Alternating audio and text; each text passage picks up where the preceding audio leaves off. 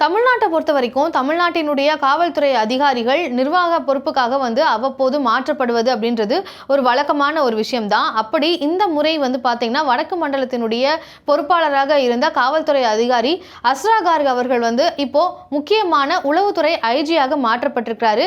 அதுவும் குறிப்பா விஜய் அவர்கள் புதுசாக இப்போ ஆட்சி அமைச்சிருக்கிறாரு. இந்த ஆட்சியின் கீழே அஸ்ரா கார்க் உளவுத்துறை அதிகாரியாக மாற்றப்பட்டிருப்பது பொதுமக்கள் மத்தியிலும் காவல்துறை அதிகாரிகள் மத்தியிலுமே ஒரு பெரிய எதிர்பார்ப்பை கிரியேட் பண்ணியிருக்கு. யார் இந்த அஸ்ரா கார்க், எதனால இவருக்கு இவ்வளவு முக்கியத்துவம், இவர் மாற்றப்படுறதுனால ஏன் எதிர்பார்ப்பு கிளம்புது, அஸ்ரா கார்க் பற்றிய ஒரு முழு விவரத்தை பற்றி தான் இந்த காணொலியில் நம்ம பார்க்க போறோம்.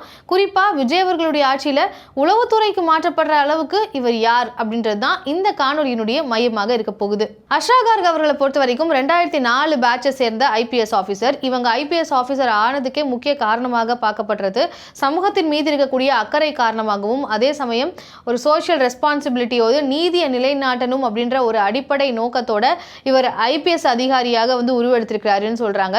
அது மட்டும் இல்லாமல் நேர்மைக்கே பெயர் போனவர் அப்படின்றதுனாலே மக்கள் மத்தியிலும் இவருக்கான ஒரு வரவேற்பு அப்படின்றது இருக்கு. அஸ்ரா கார்க் அவர்களை பொறுத்த வரைக்கும் பேசிக்கலி அவர் ஒரு சாஃப்ட்வேர் இன்ஜினியர், அதுக்கப்புறமா ஐபிஎஸ் ஆஃபீஸர் ஆகுறாங்க. அதுக்கப்புறமா தான் இவ்வளவு தூரம் சமூகத்தில் ஆட்சியாக இருக்கக்கூடிய அவருடைய பணிகள் அவருக்கு இவ்வளவு பெரிய அடையாளத்தை தேடி தந்திருக்கு. குறிப்பா பாத்தீங்கன்னா மதுரையில எஸ்பியா காவல்துறை கண்காணிப்பாளராக பணியாற்றும் பொழுது இவர் ஒரு அதிரடியான காவல்துறை அதிகாரிப்பா அப்படின்ற அந்த ஒரு பெயர் மக்கள் மத்தியில் கிரியேட் ஆனது மதுரையில் அவர் பண்ண சாதனைகள் தான். இவர் ஒரு சமரசமற்ற ஒரு நேர்மையான அதிகாரி. இவர் ஒரு வழக்கை ஹேண்டில் பண்ணார்னா எந்த தரப்புக்கும் சமரசம் இல்லாம சரியான முறையில் விசாரணை பண்ணி உரிய நீதியை வாங்கி தர்ற அளவுக்கு இவருடைய விசாரணையும் இவருடைய அந்த ஒரு பணியும் இருக்கும் அப்படின்றதான் இவர் மக்கள் மத்தியில் உருவாக்கி இருக்கக்கூடிய ஒரு நம்பிக்கையாக இருக்கு. மதுரையை பொறுத்த வரைக்கும் சட்டத்தின் முன்னாடி அனைவரும் சமம் அப்படின்றத நிலைநாட்டியிருக்கிறாரு அப்படின்னே சொல்லலாம். தென் மாவட்டங்களை பொறுத்த வரைக்கும் பெரிய அளவில் ஜாதிய மோதல்கள், ஜாதிய சண்டைகள் அப்படின்றத இருக்கும். ஆனால் அதுக்கு உரிய நடவடிக்கைகளை எடுத்து அமைதியை நிலைநாட்டணும் அப்படின்ற வகையில் இவருடைய பணி அப்படின்றது இருந்திருக்கு. ஸோ அது மட்டும் இல்லாமல் சாதிய மோதல்களை தடுக்கிறதுலையும் சாதிய ரீதியான பிரச்சனைகள் உருவாக்கதையே தடுப்பதை ஒரு சில இடங்களில் இவருடைய ஒரு பிரசன்ஸ் அப்படின்றது அதிகமான வகையில் அதுக்கு உதவி இருக்கு அப்படின்னு சொல்லலாம். அதில் இவருடைய பணி அப்படின்றது அளப்பெரியதாக இருக்குது. மதுரையில் இன்னொரு முக்கியமான விஷயம் அப்படின்றது கந்து வெட்டிக்கு விடுறது. அப்படி வட்டியில் அதிகமான வட்டி விடுறது காரணமாக பொதுமக்கள் பல பேர் பாதிக்கப்படுறதும் அப்படின்ற அந்த ஒரு விஷயமும் இருந்திருக்கு. குறிப்பாக சாமானிய மக்களினுடைய பிரச்சனைகளை தீர்க்கிற வகையில் கந்து வெட்டிக்கு எதிராகவும் ஆக்ஷன்ஸ் எடுத்து அதையும் ரெக்டிஃபை பண்ணியிருக்கிறாரு. மதுரையில் இவர் பணியாற்றும் போது இவர் பல்வேறு மாவட்டங்களில் வேலை பண்ணியிருக்கிறாரு. பல்வேறு மாவட்டங்கள்லையுமே அந்த ஊரினுடைய கோர் பிரச்சனை என்ன, அங்கே ஏதாவது ஒரு சம்பவம் நடந்தாலோ இவருடைய பிரசன்ஸ் இருக்கிறதுனால ஒரு அளவுக்கு அந்த பிரச்சனைகள் எல்லாமே சரியான முறையில் ஆக்ஷன் எடுக்கப்படும் அப்படின்ற ஒரு நம்பிக்கையை கிரியேட் பண்ற அளவுக்கு இவருடைய பணிகள் இருந்திருக்கு. போதைப் பொருள் கலாச்சாரம் அப்படின்றது இப்போ தமிழகத்தினுடைய ஒரு சூழலில் அதிகமாக பேசப்படக்கூடிய ஒரு விஷயமா இருக்கு. அதிகமாக பல பேர் அதால் பாதிக்கப்பட்டுட்டும் இருக்கிறாங்க. ஸோ அப்படிப்பட்ட போதைப் பொருள் கலாச்சாரத்துக்கு எதிராகவும் இவருடைய நடவடிக்கை அப்படின்றது ஒரு துரிதமான வகையில் இருந்திருக்கு. இந்த மாதிரியான அதிகாரிகள் இருப்பது அப்படின்றது மக்கள் மத்தியில் ஒரு எளிதாக பார்க்கப்படுது. ஏன்னா பெரிய அளவில் அதிகாரிகள் மேலே தான் நிறைய தவறுகள் அப்படின்றது வைக்கப்பட்டு இருக்கு. இப்போ கஸ்டடியல் டெத்தாக இருக்கட்டும், சில இடங்களில் அதிகாரிகளே பவரை மிஸ்யூஸ் பண்ணுறது அப்படின்றது தான் அதிகமாக மக்கள் கேட்டுகிட்டே இருக்கிறாங்க. ஸோ அதில் இந்த மாதிரியான ஒரு நேர்மையான அதிகாரியை பார்க்கும் பொழுது மக்கள்ல இருந்தே நிறைய பேர் இவருக்கு ஆதரவு கொடுத்துட்டு இருக்கிறாங்க. குறிப்பாக பார்த்தீங்கன்னா இவரினுடைய அந்த சமரசமற்ற போக்கு அப்படின்றது தான் பெரிய அளவில் மக்கள் மத்தியில் இவருக்கு ஒரு இம்ப்ரெஷனை கிரியேட் பண்ணியிருக்கு. ஸோ குறிப்பாக வடக்கு மண்டலம் அப்படின்னு வரும்போது அங்கே அந்த சமரசமற்ற போக்கு போதைப் பொருளை பொறுத்த வரைக்கும் அவர்கிட்ட இருந்து வந்திருக்கு. அது மட்டும் இல்லாமல் பாதிக்கப்பட்ட மக்களுக்கு சரியான ஒரு தீர்வை ஏற்படுத்தி கொடுக்குற வகையில் இவருடைய அந்த ஒரு பணி அப்படின்றது இருந்திருக்கு. இப்போ விக்டிம் அப்படின்னு வரும்போது அவங்களுக்கான தேவையான விஷயங்கள் அவங்கள எப்படி ட்ரீட் பண்ணணும் அப்படின்ற வகையிலையும் இவர் பெயர் போனவராக இருக்கிறாரு. இப்போ இவர் ஒரு உளவுத்துறையில் முக்கியமான ஐஜி பொறுப்புகளை நியமனம் பண்ணப்பட்டிருக்கிறாரு. உளவுத்துறை அப்படின்றது ஒரு மாநிலத்தினுடைய எந்த அளவுக்கு முக்கியத்துவம் வாய்ந்தது அப்படின்னு பார்த்தீங்கன்னா அமைதியை நிலைநாட்டுவதற்கும் பாதுகாப்பை உறுதி செய்வதற்கும் ஒரு பெரிய முதுகெலும்பு மாதிரி செயல்பட்டு இருக்கக்கூடியது தான் இந்த உளவுத்துறை விங் அப்படின்றது. ஏன்னா அங்கே எந்த அளவுக்கு கவனத்தோட வேலை செய்யணும் அப்படின்றது ஒன்று இருக்கு. அதில் இந்த மாதிரி ஒரு நேர்மையான அதிகாரி போகும் பொழுது அது சீர்வர செய்ய முடியும் அப்படின்றது காரணமாக இவரை மாற்றிருக்கிறதாக சொல்லப்படுது. குறிப்பா பாத்தீங்கன்னா தாவேகாவினுடைய அரசு இப்படி ஒரு அதிகாரியை உளவுத்துறையில மாத்தி இருக்கிறது அப்படின்றது வரவேற்கக்கூடிய ஒரு விஷயமாக மாறி இருக்கு.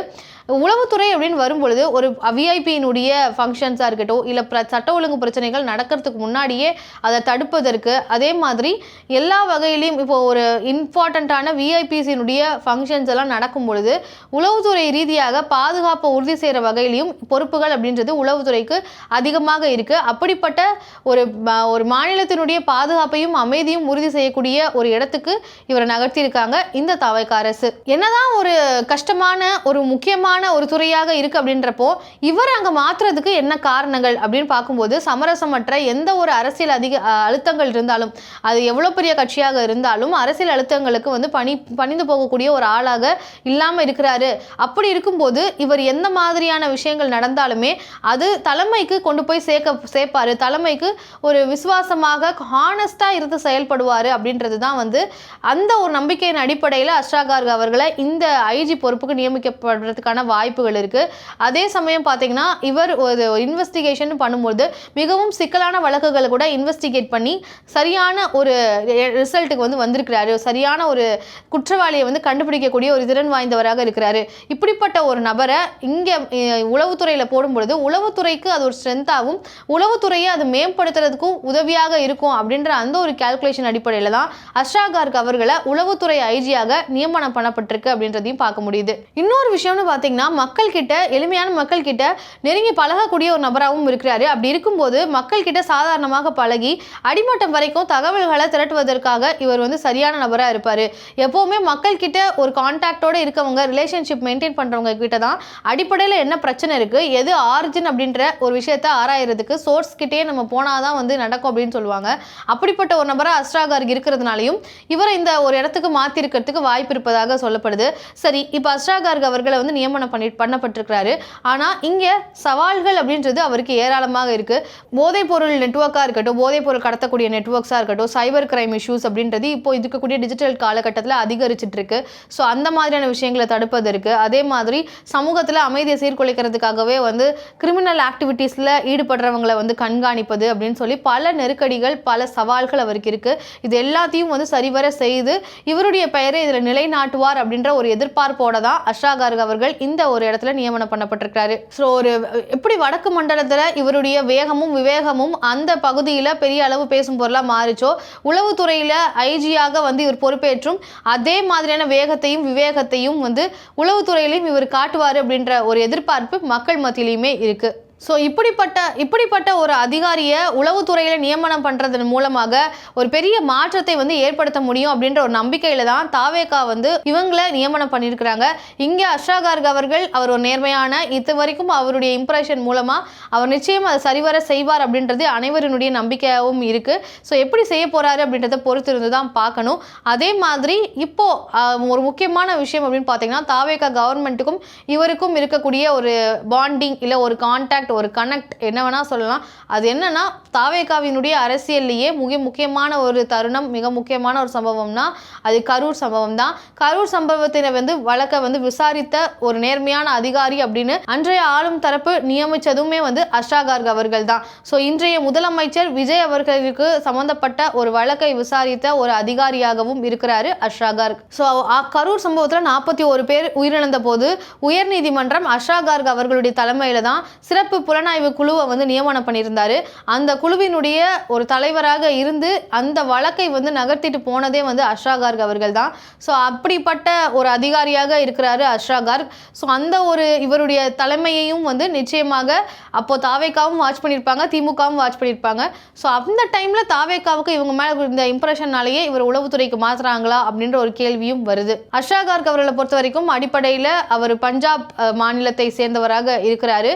இருப்பினும் மக்கள் கிட்ட ஒரு எளிமையாக பழகி மக்களை வந்து புரிந்து கொள்ளக்கூடிய ஒரு நபராக இருக்கிறதுனால தான் இவரால் இப்படி செயல்பட முடியுது அப்படின்ற ஒரு விஷயமும் பார்க்க முடியுது. திருவள்ளூர், மதுரை, வேலூர் இந்த மாதிரியான இடங்கள் எல்லாத்துலையுமே காவல் கண்காணிப்பாளராக பணியாற்றி இருக்கிறாரு அஷ்ரா கார்க். ஸோ இந்த மாதிரி பல எக்ஸ்பீரியன்ஸ் கொண்ட அஷ்ரா கார்க் அவர்கள் இந்த ஐஜி பொறுப்பையும் திறமாற செய்வார் அப்படின்ற ஒரு எதிர்பார்ப்பு இருக்கு. ஸோ அது மட்டும் இல்லாமல் கடந்த 2024 பொறுத்த வரைக்கும் வந்து பார்த்தீங்கன்னா ஒரு வழக்கு பூவை ஜெகன்மூர்த்தியார் அவர்களை தொடர்ந்து ஒரு வழக்கு வந்தது. ஒருத்தரை காதலித்தனால் ஒரு பையனை கடத்திட்டாரு அப்படின்ற மாதிரிலாம் வழக்கு வந்தது. அந்த வழக்கையுமே நேர்மையான முறையில் நிச்சயம் இவர் தான் விசாரிப்பார், அதிமுகவில் ஒரு எம்எல்ஏவாக இருந்தால் கூட இவரால் தான் அதை சரியான முறையில் நடவடிக்கை எடுக்க முடியும், சரியான முறையில் ட்ரீட் பண்ண முடிஞ்சது அப்படின்ற அந்த ஒரு பெயர் பெரிய அளவில் பேசும் பொருளாக மாறிச்சு. இப்படி அவருடைய பின்னணின்னு பார்க்கும்பொழுது பல கேசஸ் முக்கியத்துவம் வாய்ந்த கேசஸ் எல்லாம் இருக்குது.